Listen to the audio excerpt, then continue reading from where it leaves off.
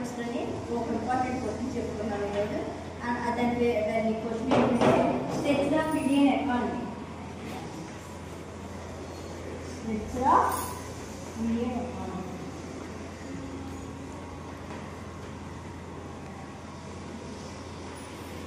భారతదేశ ఆర్థిక వ్యవస్థ దాని స్ట్రక్చర్ ఎలా ఉందో తెలుసుకుంటాం. ఆర్థిక వ్యవస్థని 5 రకాలుగా విభజించాలి. అక్కడ 5 రకాలుగా విభజించాలి. చెప్తాను. రంగాల వారి విభాగం. రంగాల వారి విభాగం.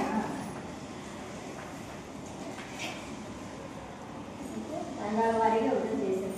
అందులో ఒకటి వచ్చేసరికి ప్రాథమిక రంగం,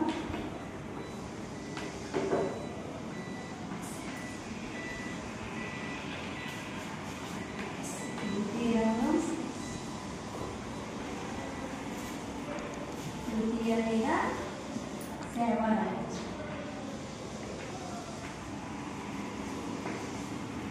దీన్ని ఇంగ్లీష్ వచ్చేసరికి ప్రైమరీ సెక్టర్, సెకండరీ సెక్టర్,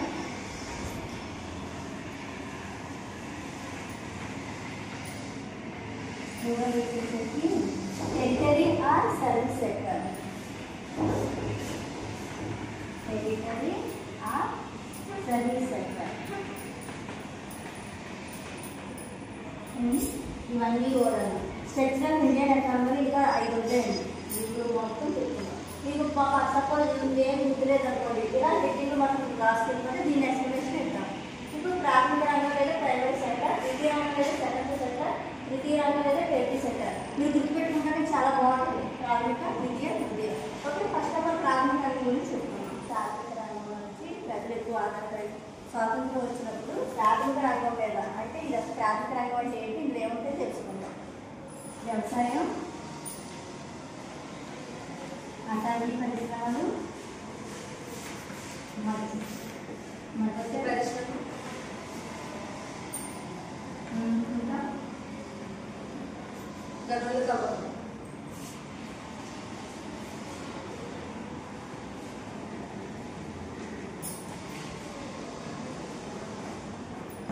ప్రాథమిక రంగంలో ఇవన్నీ ఉంటాయి. వ్యవసాయం, అటవీ, మత్స్య పరిశ్రమ, గనులు కవ్వలు, ఇవన్నీ. వీటన్నిటి నుంచి కూడా ఇన్కమ్ స్వాతంత్రం వచ్చిన కొత్తలో మనకి ఎవిడెన్స్ ఇప్పటికీ కూడా ఇదివరకు మేము చదువుకున్నప్పటి నుంచి కూడా భారతదేశంలో 60% ఎబో ప్రజలు దీని మీదే ఆధారపడేవారు. జాతీయ ఆదాయంలో దీని పాత్ర ఎక్కువ. జాతీయ ఆదాయం దీని పాత్ర చాలా ఎక్కువ. అప్పట్లో వచ్చేసరికి 50% ఎబో వరకు కూడా ఆదాయం జీడీపీదే ఎక్కువ. ప్రజెంట్ ఇప్పుడైతే లేదు, తగ్గింది. ఓకే, ప్రైమరీ సెక్టర్ అంటే ఇదే లేదు.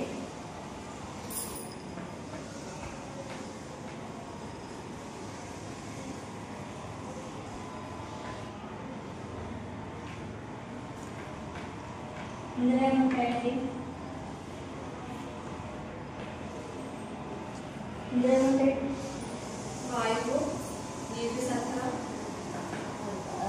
సెకండరీ సెక్టర్ వచ్చేసరికి ప్రైమరీ సెక్టర్ అని మీకు చెప్పాను కదండి. ఆ ముడి పదార్థాలు తీసుకుని ఇక్కడ తయారు చేస్తారు. ఓకే, విద్యుత్ అవ్వచ్చు, విద్యుత్ పరికరాలు వస్తాయి. విద్యుత్ పరికరాలు, వాయువు, ఇంకా సెకండరీ సెక్టర్ అంటే ఏం లేదండి. తయారీ కంపెనీలు ఉంటాయి, ఇందులో ఫ్యాక్టరీస్ ఉంటాయి అన్నమాట. ఇవన్నీ ఇవి ఇక్కడ నుంచి ఎక్కడ నుంచి తీసుకుంటే ముడి పదార్థాలు ఇవన్నీ ఇంకా మీకు చెప్పాను కదా, ప్రైమరీ ఇది ముక్కు పరిశ్రమ, ఇవన్నీ కూడా సెకండరీ సెక్టర్లోనే వస్తాయి. ఏమో జీడిపి ఇది వచ్చేసరికి ప్రజెంట్ అయితే జీడిపి 45% వస్తుంది. ప్రజెంట్ అయితే ఫస్ట్లో అయితే ఎక్కువ వ్యవసాయం మీద ఆధారపడి ఉండేవారు కాబట్టి దీనికి అంత ప్రయారిటీ ఉండేది కాదు. సో ఇది సెకండరీ సెక్టర్. టెరిటరీ సెక్టర్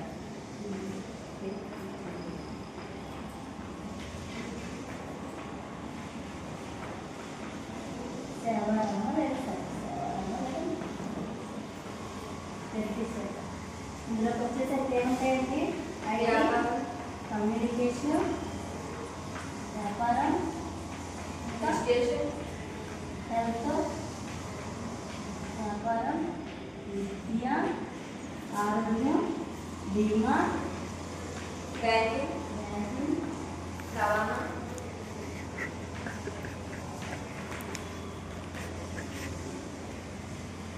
మొదలైనవి ఉంటాయి.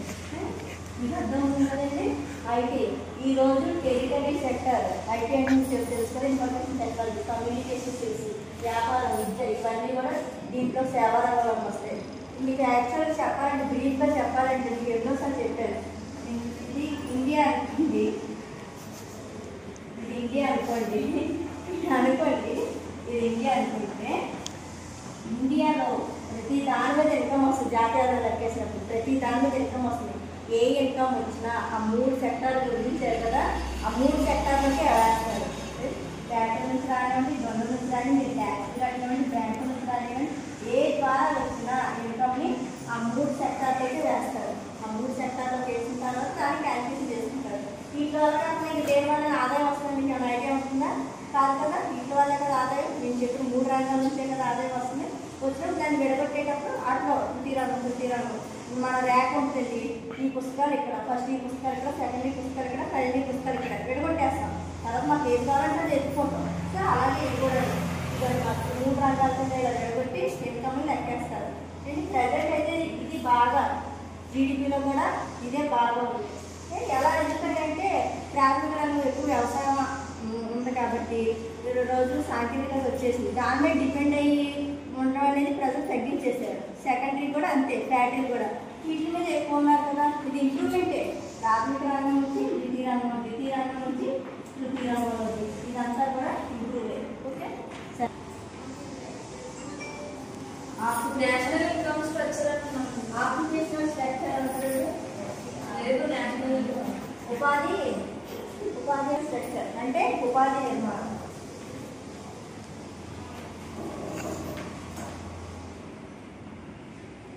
అంటే ఏమీ లేదు, వీటిలో చెప్పాను కదా, పరిశ్రమల నుంచి కానీ వ్యవసాయం కానీ సేవా రంగం మీద ఎంతమంది ప్రజలు దేని మీద డిపెండ్ అయి బతుకుతున్నారు. ఓకే, విషయం చెప్పు. వ్యవసాయం మీద 40 to 45%. 40 to 45%. 50%. పరిశ్రమలు 25 to 30%. సేవా రంగం 30 to 35%.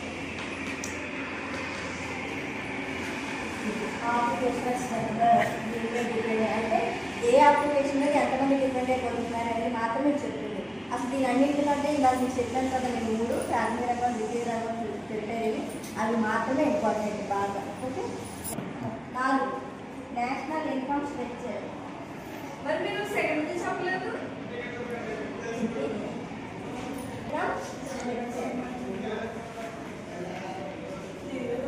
జాతీయ ఆదాయ నిర్మాణం చెప్పండి అమ్మా. అంటే ఏంటి జాతీయ ఆదాయం అంటే ఏంటి? మన ఇండియాకి వచ్చే మొత్తం ఆదాయం ఏ రంగం నుంచి ఎంత వస్తుందో మాత్రమే ఇది చెప్తుంది. ఏమో పరిశ్రమల నుంచి ఎంత వస్తుంది ఇన్కమ్,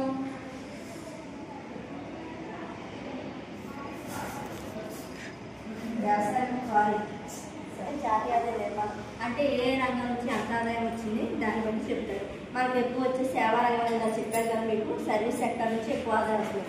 సర్వీస్ సెక్టర్ తర్వాత సెకండరీ సెక్టర్ అంటే పరిశ్రమలు చెప్పాను కదా మీకు, ఆటోలు తయారు చేస్తాం, పార్ట్స్ తయారు చేయడం, వాటి నుంచి సెకండరీ ఆదాయం. లాస్ట్కి వచ్చేసరికి వ్యవసాయం అయిపోయింది. ఇదివరకు అయితే ఫస్ట్ వ్యవసాయం, 2 పరిశ్రమల నుంచి వచ్చేది, 3 సేవా రంగం వచ్చేది. ఎప్పుడు స్వాతంత్రం వచ్చిన కొత్తలో. ఇప్పుడు అలా కాదు, రిటర్న్ వచ్చేసింది. ముందు సేవా రంగం, మీకు ఐటీ గురించి బాగా తెలుసు కదా, మన దేశంలోని ఇంప్రూవ్మెంట్ అంతా దాని మీద డిపెండ్ అయ్యి ఉంది. తర్వాత వచ్చేసి ఫ్యాక్టరీస్, తర్వాత వచ్చేసరికి వ్యవసాయం, ఇలా డిపెండ్ అయిపోయింది.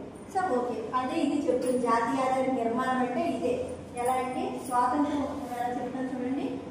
స్వాతంత్రం వచ్చిన కొత్తలో వచ్చినప్పుడు ఫస్ట్ ఎలా వచ్చింది, ప్రజెంట్ స్వాతంత్రం వచ్చినప్పుడు ఫస్ట్ ఆదాయం ఫస్ట్ ప్లేస్ వచ్చేసి పరిశ్రమలు, వ్యవసాయం. 2 పరిశ్రమల నుంచి, 3 సేవా రంగం చెప్పాను కదా, బ్యాంకింగ్ అవన్నీ. బట్ ఇప్పుడు ఎలా వచ్చింది, ఫస్ట్ ప్లేస్ వచ్చేసరికి సేవా రంగంలో ఉంది. సేవా రంగం 2 పరిశ్రమలు, 3 వచ్చేసరికి వ్యవసాయం. ఎందుకని వ్యవసాయం తోడు చేసుకెళ్ళిపోయిందంటే ఎక్కువ చాలా మంది వ్యవసాయం అనేసరికి సంవత్సరానికి నీరు ఆధారిత ప్రాంతం కాబట్టి పంటలు పండవు, అందులోనూ చాలా స్ట్రగుల్, 3 నెలలు వెయిట్ చేయాలి, వచ్చిన తర్వాత లాభాలు వస్తుందో నష్టాలు వస్తుందో. మరి అంతే కదా, రైతులు సూసైడ్ చేసుకునే కారణం కూడా అదే కదా. అందుకని చాలా మంది దీని మీద ఇంట్రెస్ట్ చూపించట్లేదు. వీడైతే పరిశ్రమలోకి వెళ్ళిపోతుంది, అది చెరువులు తెప్పించేస్తారు అవునా. ఓకే, సేవలు అంటే చాలా వచ్చింది, బ్యాంకింగ్ అని, విద్య, ఆరోగ్యం, ఏమో ఇన్సూరెన్స్, ఇవన్నీ వచ్చింది. అందుకని జాతీయ ఆదాయం గుర్తుపెట్టుకోవాల్సిన ఏంటమ్మా, జాతీయ ఆదాయం. జాతీయ ఆదాయం ప్రజెంట్ ఏం నుంచి ఎక్కువ వస్తుందని ఇది ఫస్ట్ గవర్నమెంట్ మీకు తెలుసుకుని ఇమ్యూనిటీ పరిశ్రమలు కానీ ఇవన్నీ కూడా ఓకే అమ్మా. ప్రాంతీయ నిర్మాణం, రీజనల్ స్ట్రక్చర్.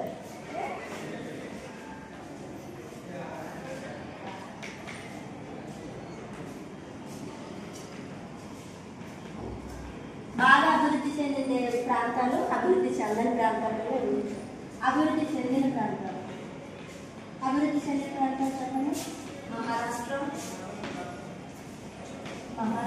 గుజరాత్, మహారాష్ట్ర, తమిళనాడు, గుజరాత్,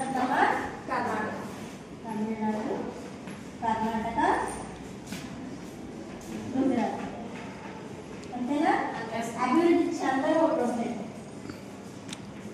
అభివృద్ధి చెందలేదంటే బాగా అభివృద్ధి చెందలేదని కాదు, మన భారతదేశం అభివృద్ధి చెందుతూ ఉన్న దేశం కదా, అది కూడా అభివృద్ధి చెందుతూ ఉన్న రాష్ట్రాలు అన్నమాట. కాబట్టి అభివృద్ధి చెందుతూ ఉన్న రాష్ట్రాలు కాదు, అభివృద్ధి చెందుతూ ఉన్న రాష్ట్రాలు. చెందుతూ ఉన్న ఏంటమ్మా, బీహార్, ఒడిస్సా, జార్ఖండ్, ఉత్తరప్రదేశ్, ఇవన్నీ కూడా అభివృద్ధి చెందుతూ ఉన్నాయి ఏమా. వీళ్ళకి 4 లాస్ట్ ప్లేస్ లో ఇది ఉంది బీహార్. చాలా మంది మీరు ఇప్పుడు చూసే ఉంటారు కదమ్మా, మన సైడ్ ఇటు వచ్చి ఎక్కువ మంది జీవించేది బీహార్ స్టాటిస్కి అని బయట పానీపూరి బండి అని వాళ్ళు అవునా కదా. చాలా మంది మీరు వినే ఉంటారు కేస్ స్టడీస్ అని, దారుణాలు కూడా వీడియో చేస్తారు. ఈ ఫ్యూచర్స్ ఆఫ్ ఇండియన్ ఎకానమీ అంటే ఏమి లేదా, ఇండియన్ ఎకానమీ దేనిపై డిపెండ్ అయి ఉంటుంది అంటే ఏంటి, ఎంతమంది ప్రజలు ఉన్నారు, తర్వాత ఉద్యోగ వ్యవస్థ ఎలా ఉంది, నిరుద్యోగం ఎంత ఉంది, విద్య, ఇవన్నీ ఒకదానికొకటి డిపెండ్ అయి ఉంటాయి. ప్రతిదీ కూడా చైన్ లింక్. ఇదంతా కూడా ఇదంతా ఎలా ఉంటుందంటే చైన్ లింక్. అవునా, చైన్ లింక్ కదా. ఓకే, విద్య రాస్తున్నాము, విద్య అంటే ఏమొస్తున్నామో మీకు వెంటనే ఉద్యోగిత, నిరుద్యోగిత 2 వచ్చేస్తాయి. ఉద్యోగం, నిరుద్యోగం. ఎప్పుడైతే ఆరోగ్యం రాస్తాం, ఆరోగ్యం ఏమొస్తే బీమా వస్తుంది. ఇదంతా కూడా పాపులేషన్ మీద డిపెండ్ అయి ఉంటుంది. తర్వాత తలసరి ఆదాయం, ఇవన్నీ కూడా ఒకదానికొకటి చైన్ లింక్ అనమాట. ఇండియన్ ఎకానమీ కూడా మనది మిక్స్డ్ ఎకానమీ కదా, మనది ఒకదాని మీద ఇన్కమ్ కాదు కదా, మనం అలాగే ఒకదాని మీద ఖర్చు పెడతాం కదా. India economy is mixed economy. So అదంతా చైన్ లింక్ ఇలానే ఉంటుంది.